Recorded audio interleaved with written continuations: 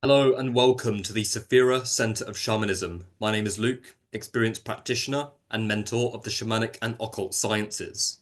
On this channel, we break down all things relating to the ancient shamanic and occult technologies, bringing them into balance with the modern psychology and deep psyche. Today, we're going to be talking about the decoding process in relation to trauma and how it's connected to shamanic and occult initiation. So if this is something that interests you, then definitely stay tuned.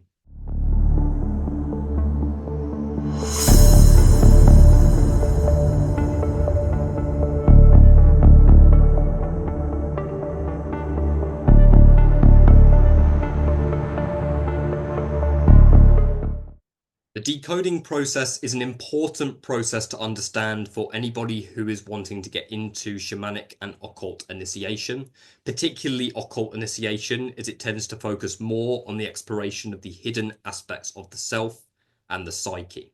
Okay, so the New Age refers to the matrix a lot, yeah, and the concept of decoding the matrix, sugarcoating it in love and light, and the need to escape from the physical plane.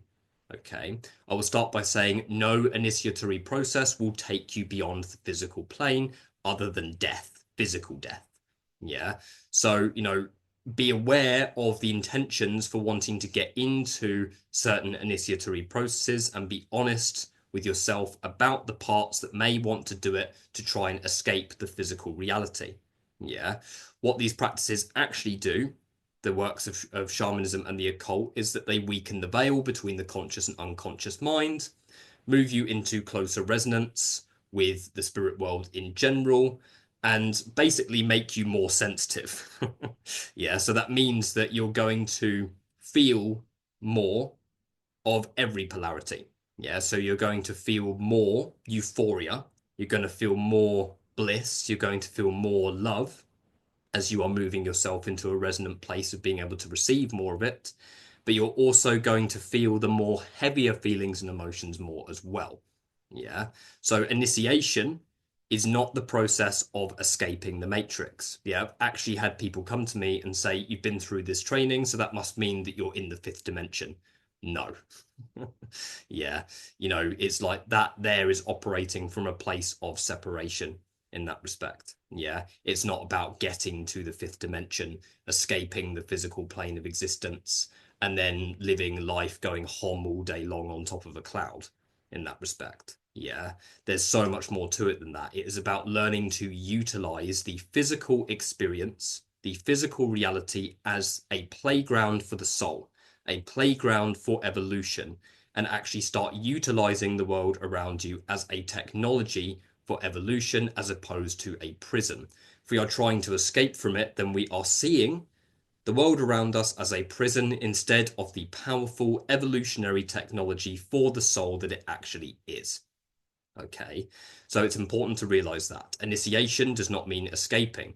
It actually means sinking into a deeper, more meaningful life experience, a more crisp life experience, a more juicy life experience of really feeling what's going on in your body, feeling what is going on around you, and actually utilizing it for your evolution instead of running away from it. Yeah. So the New Age does have the programming of needing to escape. Yeah, needing to escape from the physical plane of existence. Once we download the necessary light codes, then we'll be in the new earth, we'll be in the fifth dimension, and we won't have to worry anymore. You have chosen to be here at this very powerful, pivotal point in humanity. Yeah, it's time to start utilizing the world around you as the technology for soul evolution that it actually is. Okay, so when we look at the decoding process and what it actually is, it is not the process of decoding yourself from the matrix and escaping it. It is the process of rewiring. Yeah, rewiring your nervous system, rewiring your body, rewiring your psyche into closer harmony and alignment with your soul's truth and authenticity. How that looks for a particular individual will vary. Okay, so when one embarks on shamanic or occult initiation, Yeah. That decision made on the mental and emotional level of consciousness starts to build momentum and then starts to move us into that direction. In other words, the soul starts to respond to that given intention. Okay, at which point we're going to start to move into that direction, and we are going to go through the necessary decoding process that we are needing to go through at that given time. Okay, so we have free will. Yeah, so we can decide which direction we go in. Yeah, so every soul, as a product of the dark womb, as a product of the creator consciousness, as a product of the oneness, has the task of getting to know itself. So it has separated itself into a physical body in order to find itself through free will. Okay, so that doesn't mean that each soul doesn't have a definitive intention for wanting to be here. It does. Yeah, each soul is going to have an evolutionary purpose for this life, but it is up to us whether we listen to that or not. And it's also up to us which way we take that or which direction we go in. Okay. So it's important to understand that because we have free will, a decision that we make, so if we choose to go on to a shamanic or occult initiatory process, even the simple decisions like moving house, if we're like, okay, I'm not happy with where I'm living anymore, so I'm going to start to look elsewhere, you are then building momentum, yeah, in that direction by wanting to move somewhere different. Yeah, it's important to realize that. So it's not unusual that if you're making that conscious decision, then where you're living now, something might happen to cause you to have to move sooner than you might think because you started to build momentum in that particular area. It's exactly the same with shamanic and occult initiation. Okay, you are stepping onto a powerful energetic process, yeah, that holds a particular evolutionary process for you. Yeah, I'll give you an example. The medicine wheel is one of the more well-known Western shamanic initiations. Yeah, very connected to trauma as well. So when we step onto the medicine wheel, we are saying to our soul that we are ready to shift back into alignment with our natural flow of death and rebirth, as that is what the medicine wheel represents. Yeah, it's that continuous spiral, you could say upward spiral of getting to know oneself, creating, experiencing, and dying constantly, that continuous process of death and rebirth. So if you step onto the medicine wheel, you're making that decision and your soul will start to move you into that direction, and you will go through the necessary decoding process that your soul is ready to go through whilst in that initiatory process. Okay. So in that example, what would that look like? It would be highly individual. Two people could step onto the same initiatory process and go through completely different experiences because A, the traumatic imprints that they are holding onto within their nervous system will be different alongside the unique evolutionary purpose of their soul. So somebody could step on to the same point on an initiatory process and be absolutely dragged through the hedge backwards if that's something they need to go through, while somebody else could step onto it and it could be much, or on the surface may look like a much easier process. Yeah, but that doesn't mean that one is better than the other. They're just going through highly individual processes of decoding. Yeah. Another example would be one of my favorite initiatory system, the Kabbalah. Yeah. Stepping into that, you're making the conscious decision to understand the different emanations of creation and integrate them into your day-to-day life. Yeah, so when you step into the energetic process of Kabbalistic initiation, be that, say, the tree of life, would be understanding how those organizing principles of creation fit into your life.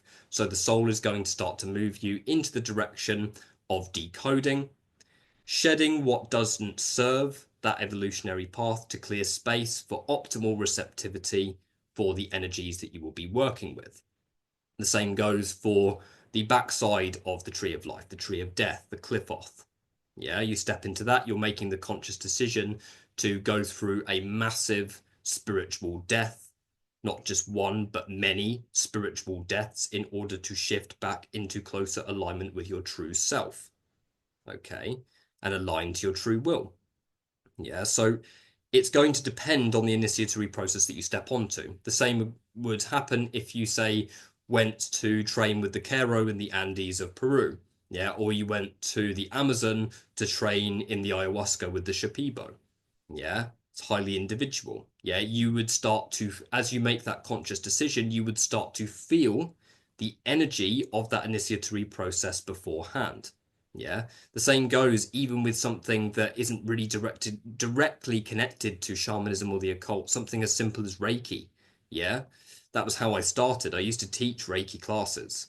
Yeah, and people used to always report feeling the energy beforehand or feeling things shifting beforehand because they have made and committed to that evolutionary process of receiving this activation so that they can tap into this energy. Yeah. So it happens with everything. Every initiatory path that we make a decision to undergo, our soul is going to start to move us in that direction. And it can be hard to go back once that decoding process starts. Yeah. Purely because, particularly if you step onto a very deep initiatory process, such as the Qliphoth, such as the medicine wheel, yeah, you're going to start to become aware of things that you weren't previously aware of. You're going to start to become aware of coping mechanisms. You're going to start to become aware of behavioral patterns that aren't helpful. You're going to start to become aware how certain areas of your life have not actually been aligning to your soul and how they've actually been draining your energy. Yeah, so you come to deep realizations like that. In other words, doorways within yourself start to open. Yeah, and you start to realize actually this isn't for me. Yeah, this that old me is not actually me. That's what I thought it was. Yeah, that's what I thought that I was here to do, but actually it's something completely different. Yeah, my past is that I used to work in corporate, and now look at me. Yeah, talking on a video on YouTube about the decoding process. Yeah, I thought that was my path. I was like, yeah, my path is corporate. That's it. Yeah, but then as soon as my initiatory process started, then I started to really realize, oh, okay, there's much more to this than I thought. Yeah, there's much more to why I'm here than what I thought it was. Yeah. And then you start to be moved in that direction, and then you have to let go of the things that are not serving the soul. It's inevitable. Yeah. Yes, you can hold on, but with difficulty attached to that as well. If you hold on to that older aspect of you, it's going to make the process more difficult. Yeah. A lot of people who have trained with me and that I've observed also go through different levels of occult initiation and shamanic initiation for that matter, is that they often describe before they step onto the process or before they become aware of the practice, they can kind of see everything that's in front of them. Their reality is tangible. They've got this structure within their reality.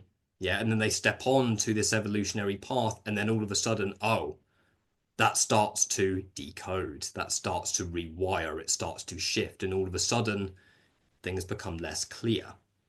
Yeah, and then you actually realize that these initiatory processes are actually about becoming more comfortable with what it is that you don't know and what it is that you will never know. Yeah, shifting you back into a more primitive state of consciousness where you are guided by your heart. That's what these initiatory processes are here for. Yeah, it's easy to overcomplicate them through all of the practices there are available, through all of the indigenous communities there are throughout the world offering various rites of passage. But really, it's about bringing you back to your heart. And the way in which you do that is highly individual. Yeah. So the decoding process opens doorways within your psyche. It's not about decoding yourself from the matrix and escaping the physical experience. It's about decoding the layers of your old self that have been created to keep you safe so that you can really start to move into closer harmony with why you're actually here in the first place and move yourself back into harmony with your heart. Okay. So that's what decoding actually is. Being able to utilize the energy of the heart and utilize the world around you as the evolutionary technology for your soul that it actually is. utilizing it as a playground. Yeah, it's a very powerful process of initiation that one has to understand before they start stepping into these processes. Because I do get people coming to me, oh, can you train me to be a shamanic practitioner? The answer is always yes or yes and no, because I don't offer shamanic practitioner training per se. Yeah. But what I do offer is a very full initiatory process, or numerous very full initiatory processes that are designed to take people on this big process of decoding.